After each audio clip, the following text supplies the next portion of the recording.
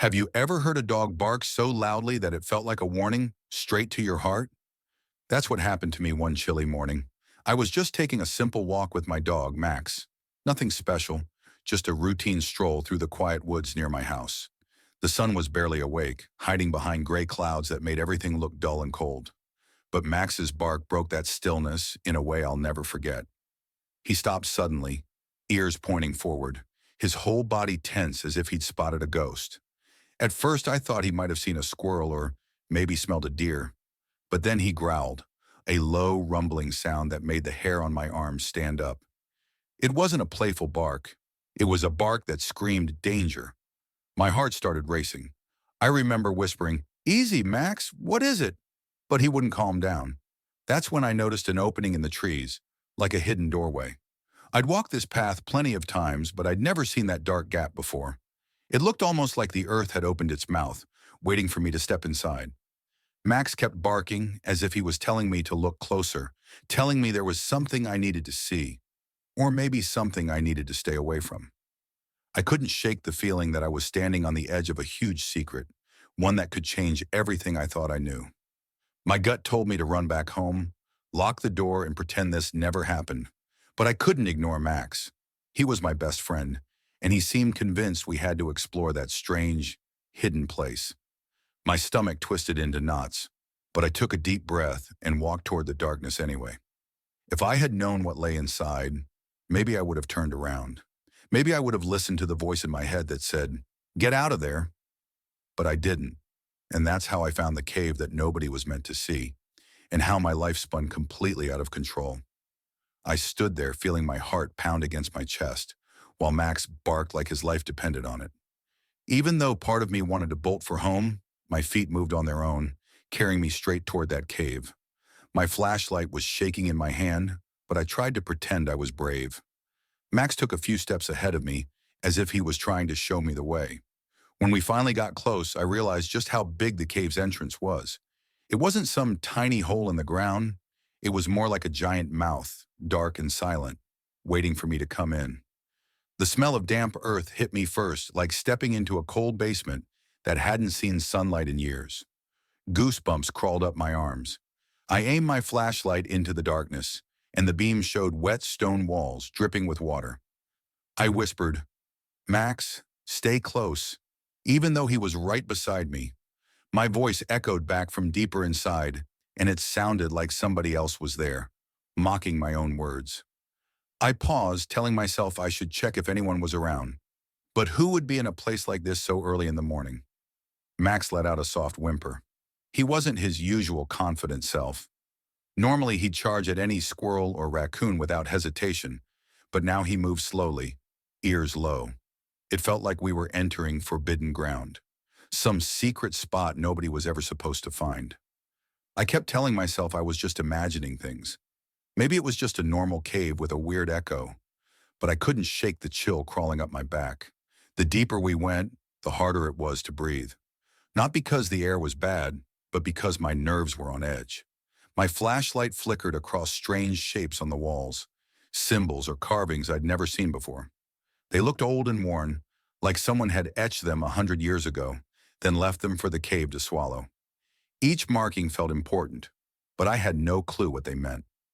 I reached out to touch one, and the stone felt cold and damp, almost pulsing under my fingertips.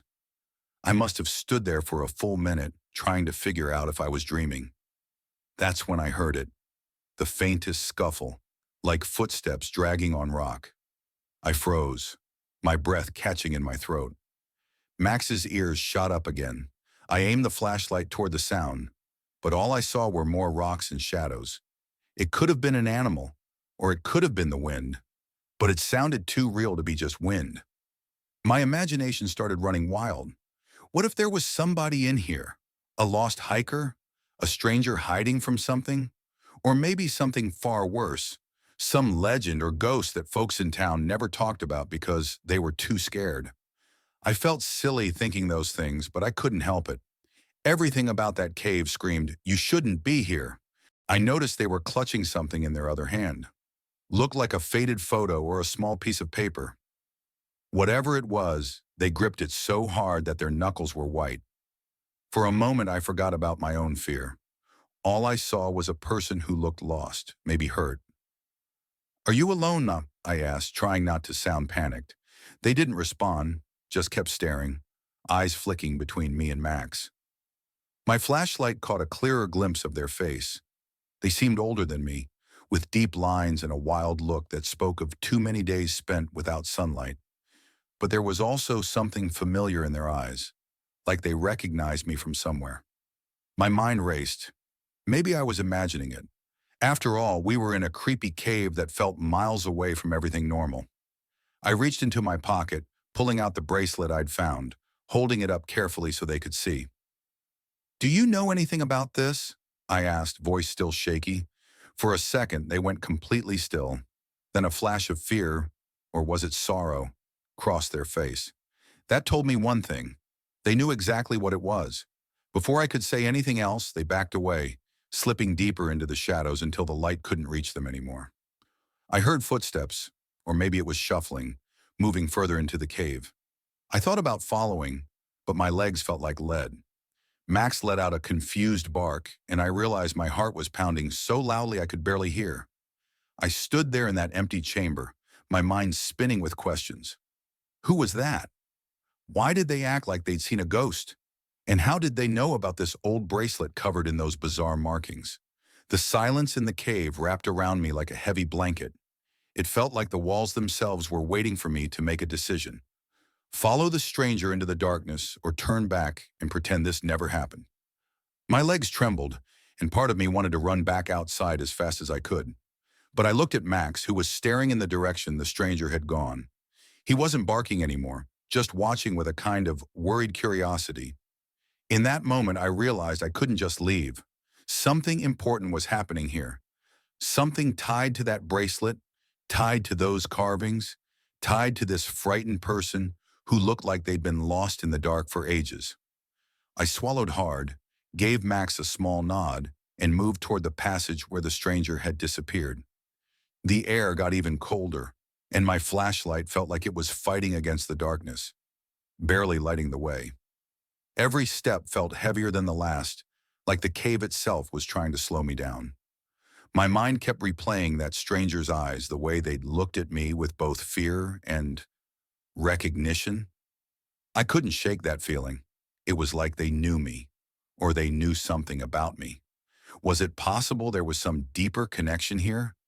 The idea sounded crazy, but so did the rest of this situation.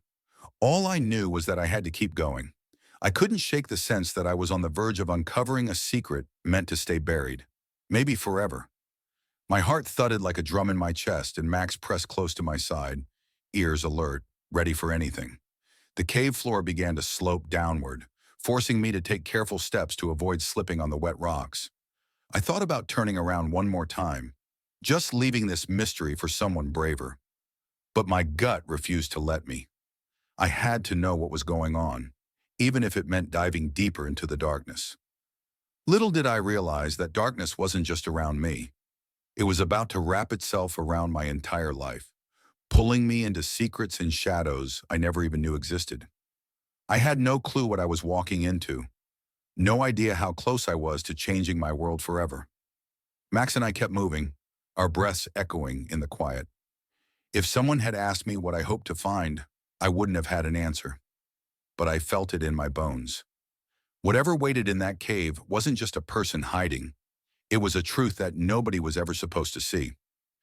As I moved deeper into that tunnel, the air felt heavy, almost as if the cave itself was breathing around me. Each drip of water echoed like a slow, steady heartbeat, reminding me that I was far from the safety of the outside world. I tried to keep my flashlight steady, but my hands wouldn't stop trembling. Max stayed right by my leg, his nose twitching as though he smelled something I couldn't detect. We passed more of those odd carvings on the walls, twisted lines and circles that meant nothing to me, but felt ancient and important. I gently ran my fingertips over one symbol, noticing how it almost hummed under my touch.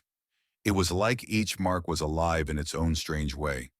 Part of me wished I could just sit there and study it, but the thought of that hunched figure waiting somewhere ahead kept my feet moving. Soon the tunnel sloped down even more, making each step dangerous. At one point, I almost slipped on a slick patch of rock, and Max let out a bark that echoed through the darkness. My heart hammered. I kept imagining the stranger's face, those wide eyes full of fear. What was he so afraid of? Was it me? Or was there something else lurking in the shadows? The passage opened up into a second chamber, slightly bigger than the first. The ceiling arched above me, and I could just make out random piles of stones and bones. Yes, bones. My stomach flipped when I realized they weren't just tiny animal bones either. A few looked larger, harder to identify. I tried not to stare too long, but I couldn't help it. Who or what had died down here? Max whimpered, backing away, and for a moment I almost did the same. But something caught my eye, half buried in the corner. A small wooden box, cracked and moldy. It looked like it had been placed there on purpose. Maybe hidden. Carefully, I crouched down, flashlight in one hand, and lifted the lid with the other. Inside were old yellowed papers, covered in strange writing, that looked like those carvings on the walls. Most were too faded to read, but one page had a symbol that matched the bracelet I found.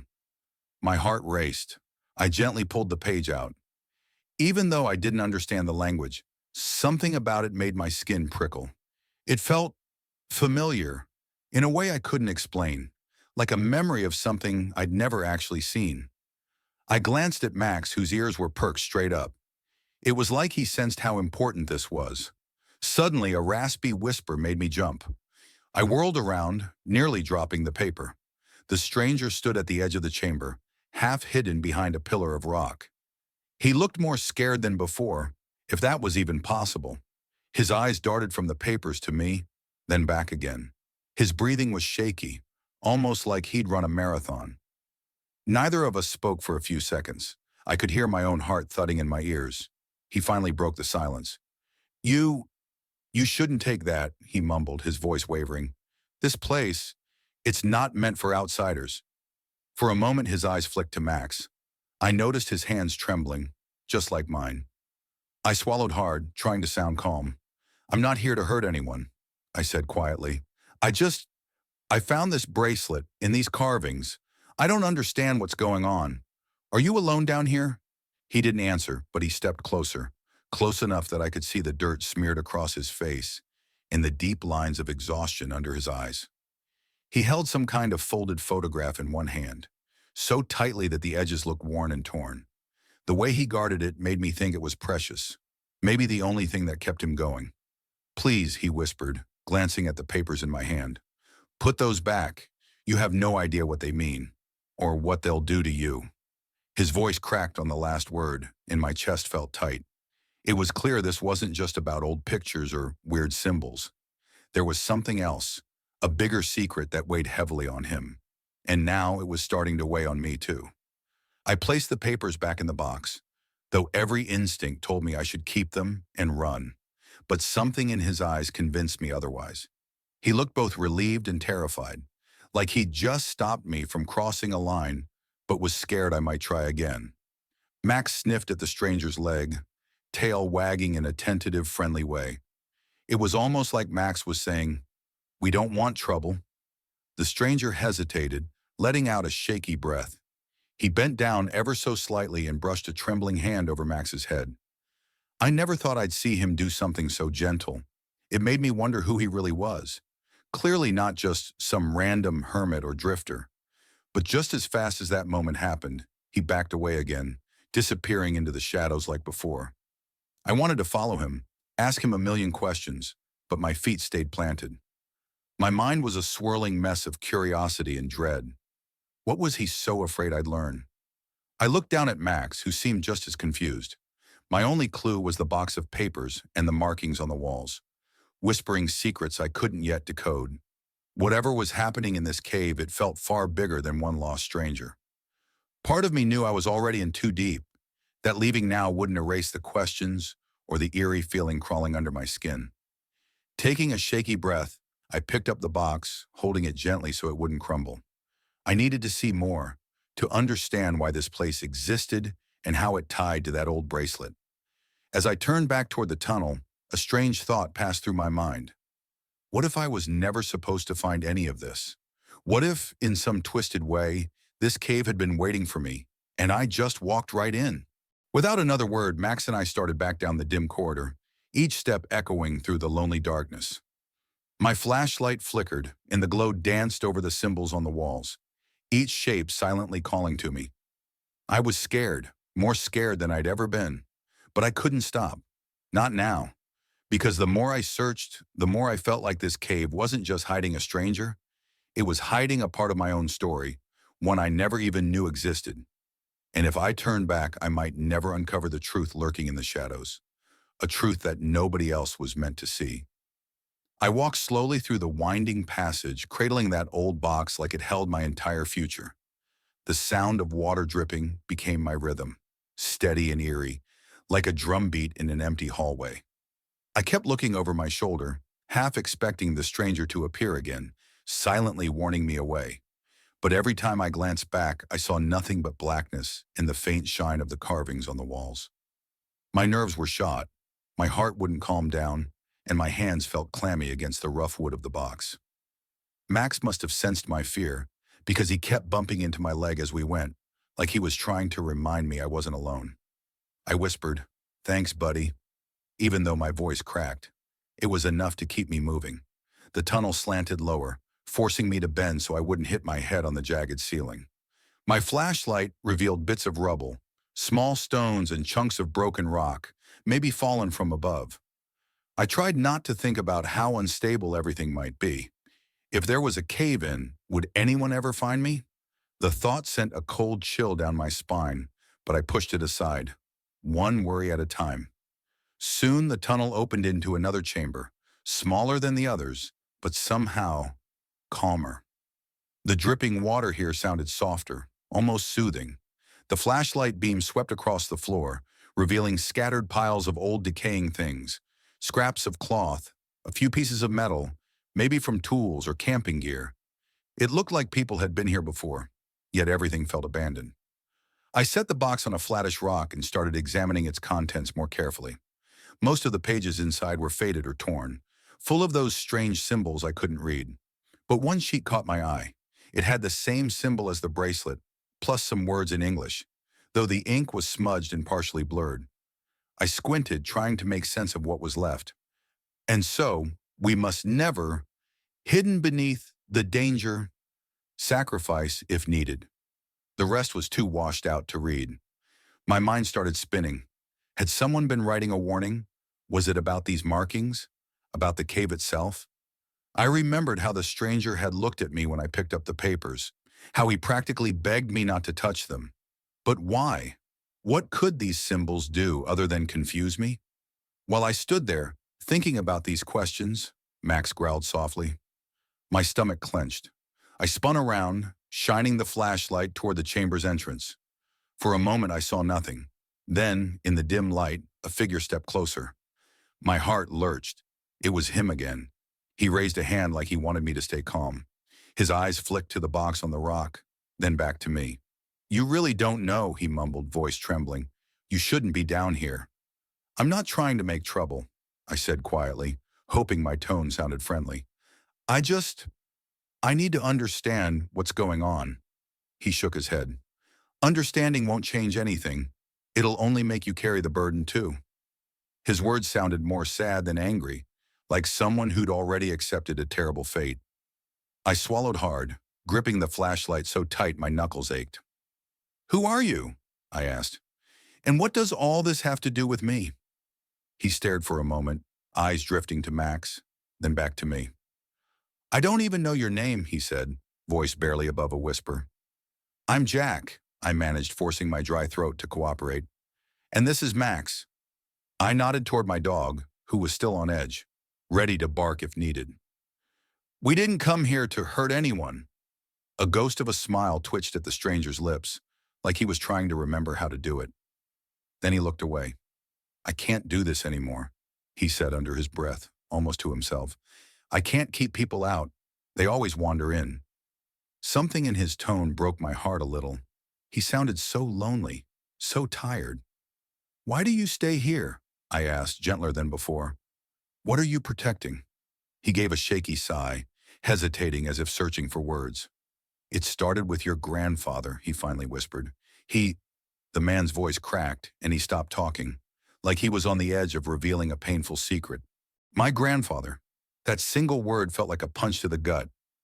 I stumbled back, nearly dropping my flashlight. What do you mean? My mind swarmed with images. My grandfather's old, kind face, the stories he used to tell me about hidden wonders and forgotten lands. But I never imagined something like this. The stranger closed his eyes for a moment. When he opened them again, his gaze was filled with sorrow. He was the last one I saw before you, he said softly. Years ago. He told me I had to keep watch, that no one should ever discover what's buried down here. I couldn't breathe. My legs felt wobbly, and I had to force myself not to collapse. My grandfather had been here? In this cave? Why hadn't he ever mentioned it? The questions tumbled out of me all at once. What was he hiding? Why didn't he tell me? Did he leave those papers, these symbols? The man didn't answer. Instead, he took a step back, like he was preparing to leave again. I lunged forward slightly, not to grab him, but to show I wasn't done talking. Wait, I pleaded, my voice shaking with desperation. I can't just go home now, not after what I've seen. He lowered his gaze. That's the problem, he said. Once you see it, you can never be free.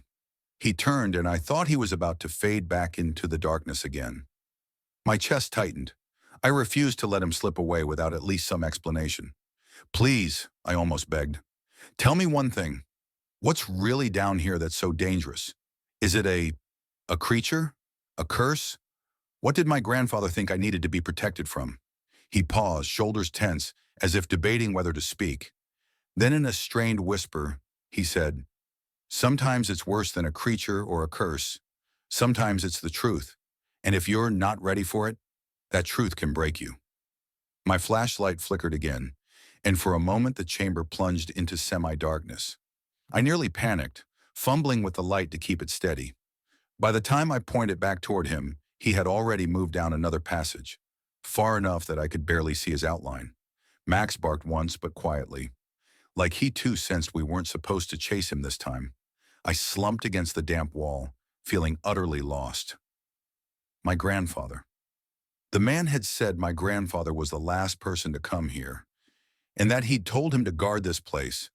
It felt unreal, like I was stuck in a nightmare I couldn't wake from. I glanced at the moldy box again, the pages and symbols that seemed to call out for me to unravel them. My grandfather had ties to all this. Could he have written those warnings? My hands were shaking so badly I had to set the flashlight down on the rock so I wouldn't drop it. Max nudged my leg with his nose, as if to ground me. I gave him a shaky pat on the head, grateful I wasn't alone, but also wishing someone else, someone who understood, was here to guide me through whatever I just stumbled into. I forced myself to think clearly. If my grandfather had been here, maybe there was more to find, more to learn. That stranger obviously knew the details but wasn't willing to share them. Not yet, at least. I wiped sweat from my brow, ignoring the gritty smear of cave dust on my sleeve. The only way forward was deeper into the tunnels or back the way I came. Going back out would be easy. I could pretend none of this ever happened, except I knew that was a lie. I'd be haunted by questions forever. And maybe in a twisted way, that's exactly what my grandfather was trying to prevent. He must have carried a secret so big he told this poor man to stay and guard it from the world. And now fate or accident had led me straight here. My eyes flicked to the tunnel the stranger had taken. It stretched into darkness, beckoning me with silent dread. With a heavy breath, I picked up the flashlight again, bracing myself. Come on, Max, I whispered, my voice hollow. Let's finish what we started. Max gave a short whine, but he followed without hesitation, as if trusting me more than I trusted myself. Together, we stepped away from that chamber, leaving the box and its mysterious papers resting on the rock. I couldn't bring myself to carry them any further. They felt like a weight that might drag me under. But the memory of them burned in my mind. Those strange letters and that symbol matching my bracelet. The broken sentences about sacrifice and danger. Step by cautious step, we headed into another stretch of tunnel. the air growing colder and heavier the deeper we went. A voice in my head kept asking if I was prepared for whatever waited in the darkness. Another part of me answered, no, but kept walking anyway. Because I had to know. I had to understand why my grandfather kept this secret, why this stranger lived in shadows, and what terrible truth lurked at the heart of this cave. Even if it broke me, I couldn't stop until I found my answers. And something told me I was getting closer with every uncertain step. The deeper I went, the more it felt like I was leaving my old life behind. Every step seemed to swallow me further into the cave's dark secrets. The floor was uneven and damp, and my flashlight kept catching glimpses of those swirling carvings on the walls, as if they were silently following me. Max stayed close, his nails scraping against the stone, and each little click reminded me I wasn't alone. After a few minutes, the tunnel widened again, revealing an open space much larger than I expected. My flashlight beam danced across wet rocks and strange shadows that stretched in odd shapes. The air felt thick, almost suffocating, like the cave was breathing with me. I tried to steady my nerves by focusing on the sound of my own footsteps, but my heart was pounding too hard to ignore. There, in the far corner of this wide chamber, I spotted something man-made, an old wooden door, half rotten and leaning against the rock wall. My first thought was, why is there a door here? It made no sense in a place that seemed untouched by civilization. I inched closer, shining my light on it. The wood looked moldy, eaten away by time. Rusty hinges clung to the rock as if they'd been hammered in by someone determined to keep something out, or maybe keep something in. Max sniffed around the edges, ears twitching at every tiny noise. I gently pushed on the door. It creaked open, revealing another narrow passage lined with more strange symbols. A bitter smell wafted out, like old metal and stale air. My stomach turned, but I knew I had to see what lay beyond. My mind kept going back to the stranger's words, about my grandfather, about some big truth hidden here. It felt like I was stepping straight into a story my grandfather never finished telling. I wondered if he once stood in this exact spot, staring at this same door, fighting the same knot of fear in his chest. I swallowed hard and squeezed through the gap. The hallway on the other side was cramped, forcing me to hunch over to avoid hitting my head. My flashlight flickered again, and I muttered a silent prayer it wouldn't die on me. Water dripped from the ceiling, each drop leaving a small echo that bounced off the narrow walls. Every sense in my body screamed that I was too far in, too deep to turn back. Max let out a short bark when the corridor took a sharp turn, almost like a corner in an underground maze. Carefully, I peeked around that corner and froze. A massive carving sprawled across the wall, more detailed than anything I'd seen so far. It looked like a scene of people bowing before something large and shadowy. My pulse quickened as I tried to make sense of it. Some figures were holding objects in their hands shaped like the bracelet I'd found. Others were on their knees, arms raised in surrender or worship. A chill snaked through me. I stepped closer, touching the carved lines. I could feel the grooves under my fingertips, each one telling a silent story of a time long past. "Who made this?" I whispered, half expecting someone to answer. Of course, there was only silence. Max whined softly, brushing against my leg. Suddenly, a light flickered at the end of the corridor. Another flashlight, or maybe a lantern. My heart jumped. The stranger? I took a hesitant step toward it, unsure if I was about to walk into a trap. But the glow vanished just as quickly as it appeared, leaving nothing but darkness behind.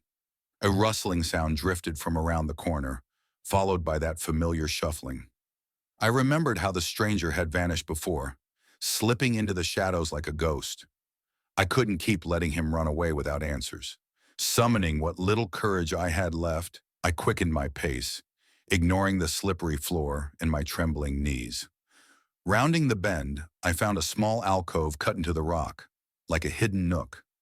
My flashlight beam revealed scattered items, a crumpled sleeping bag, some dried food wrappers, and a small metal lantern, still warm to the touch. It was clear someone had been here, recently. My eyes scanned the area, searching for any sign of the stranger. Nothing. Just a hollow space where he must have been moments ago. My chest tightened with frustration. The more I saw, the more questions piled up in my mind. Why was he avoiding me if he already knew about my grandfather? Did he think I'd judge him, hurt him, or was he simply afraid I'd uncover something he wasn't ready to share? I set my flashlight down for a moment, letting the beam shine across the alcove. That's when I spotted a torn piece of fabric, maybe from a jacket or shirt, caught on a sharp rock. It looked old but not ancient, maybe a few years worn. I picked it up carefully. It smelled of damp cave air and faint sweat, like someone had been living here a long time. Max sniffed at it, then looked up at me with wide, questioning eyes. I sighed, feeling the weight of this place pressing down on me again. "We'll find him," I whispered to Max, gently patting his head. Part of me wasn't sure if I wanted to, but I knew I couldn't leave now. Not with my grandfather's name tangled up in all this. Every clue felt like another step into a puzzle I didn't know how to solve. Gathering my courage, I picked up my flashlight and stepped back into the corridor, letting the tiny circle of light guide my way. The carvings on the walls seemed to watch me pass, their ancient eyes etched in stone, telling me I was on a path that wasn't meant for wandering souls. But I kept going anyway, my heart a storm of fear and curiosity, all for a truth I still couldn't grasp. If the stranger was avoiding me, it had to be for a reason. Maybe he was waiting until I was ready, until I'd seen enough to believe whatever story he had to tell. My ears strained for any sign of him, but all I heard was the constant drip of water and my own footfalls echoing through the dark. With Max by my side, I pressed on, determined to find out what my grandfather had left behind in this buried world, and praying I'd be strong enough to handle whatever I uncovered next. I could feel my pulse throbbing in my ears as I followed the winding path, my flashlight carving small circles of light against the cold stone. Every so often I paused, listening for that soft shuffle that might belong to the stranger, but the only sounds I caught were my own breathing, the drip of water, and Max's quiet panting by my side. It was like the cave itself had swallowed every other noise. Eventually, the tunnel leveled off, giving me a little more room to stand upright. My back and shoulders ached from hunching, and my nerves were frayed. Max sniffed the ground in quick bursts, then looked up at me with eyes that said, "We're almost there, wherever there is." I nodded back, trying to pretend I had a clue what I was doing. The walls around us were peppered with smaller carvings now, almost random symbols scattered like crumbs. Some looked like spirals. Others resembled odd faces or animals I couldn't name. I was too tired to examine them closely, but each one gave me that same tingling feeling in my fingertips whenever I brushed past. A faint glow caught my attention a few steps ahead, another lantern or maybe a stray shaft of light from above. My heart kicked into high gear. If it was a lantern, then the stranger had to be nearby. If it was sunlight, then maybe there was another way out. Either option pushed me to move faster, ignoring how my knees threatened to buckle every time I stepped on a loose rock. But as I drew closer, I realized it wasn't a lantern at all. It was more like a soft, natural glow, seeping in through a crack in the cave's ceiling. When I shone my flashlight upward, I saw a thin split in the rock, just wide enough for a few pale beams to pierce the darkness. I exhaled in relief at the sight of real light. It was a gentle reminder the outside world still existed, even if it felt a million miles away. Max trotted forward and let out a short bark. Right beneath that crack of light was a small ledge, almost like a narrow shelf carved into the stone wall. Something was resting there, a small wooden frame tilted against a rock. My breath caught in my throat when I picked it up. A faded photograph of a younger man who looked a lot like me, my grandfather. I stared at the photo, my mind whirling with questions I couldn't answer. He was standing beside someone else, a man with a tired smile and messy hair. Were they inside this cave when it was taken? The background was too dark to tell, but it was clear from the look on my grandfather's face that he wasn't scared. If anything, he looked determined, maybe even proud, like he had a purpose here. My eyes stung, and my chest felt tight. Why had he never told me about any of this? If he was trying to protect me, he sure had a strange way of doing it, leaving me to stumble onto the truth without a warning. Then again, maybe I was never supposed to find this cave. Maybe this was all a terrible accident. The universe's way of forcing me to finish something he started. Max whined softly, bringing me back to the present. I tucked the photo under my arm, then ran my hand over the cold stone ledge. A thin layer of dust covered it, which meant the photo had been there for a while, but not so long that it was lost to time.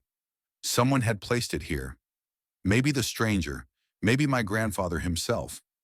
A voice echoed from behind me, so soft I thought I might have imagined it. He talked about you. I whipped around, nearly dropping the flashlight. There was the stranger, half in shadow, standing a few feet away.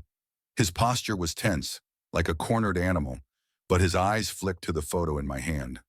I could see how much he wanted to snatch it away, yet he stayed frozen in place. He talked about me? I managed, my heart pounding. My grandfather? The stranger nodded slowly. He said you were too young. He never wanted you to come here. Then he looked at Max, who was watching him with cautious curiosity. He knew you'd be curious, though. My throat felt tight. Who are you? How did you know him? Part of me wanted to demand the whole story, but fear kept my voice soft. I was afraid to scare him away again. He sighed, a sound that trembled in the cave's hush. I came here to find answers, just like you, but your grandfather was already here. He taught me the symbols, showed me the reason for this place. Then he left, and I stayed. Stayed for what? I asked, my voice shaking despite my best efforts to stay calm. To guard the cave? He lowered his gaze. To guard the secret. The words sent a chill through me, even though I still didn't fully understand what the secret was. I glanced at the photo again, at my grandfather's resolute face, then back at the stranger. What secret could be worth living down here for so long? And why didn't he ever tell me about it? He stepped forward slightly, his expression a mixture of sadness and frustration. Because it's dangerous. The symbols, they're part of something old, something that should never be disturbed. Your grandfather thought no one else would discover it if he just stayed quiet. But look at you. You found it anyway. I couldn't deny the truth in his words. I had found it, or maybe it found me. My eyes flicked back to the photograph, noticing how my grandfather's hand rested on that other man's shoulder. Who's the other person in the picture with him? I asked, though I suspected I already knew the answer. That's me, the stranger said quietly. A long time ago. My stomach nodded. If that was him, then how long had he been down here? He didn't look that old in the photo, maybe in his late 20s. Now he looked like he could be in his 50s, yet it was hard to tell under all the grime and worry etched into his face. But that means you've been in this cave for years, I breathed. He nodded, and I sensed the weight of those years in the defeated slump of his shoulders. I tried to leave, many times, but I couldn't do that to him. Couldn't do that to you. Max let out a soft bark, as if reminding us both that he was there. The stranger glanced at him, a faint flicker of a smile on his lips. He told me you'd grow up to be strong, kind, that you'd have questions only this place could answer. A lump formed in my throat. I don't even know where to start, I admitted. I'm confused about everything, about these carvings, the papers, this whole cave. And now you're telling me my grandfather was part of it. I feel like I'm in a nightmare I can't wake up from. He pointed to the photograph. That's proof you're not dreaming, he said, voice trembling. He said if you ever came, it meant fate was done waiting.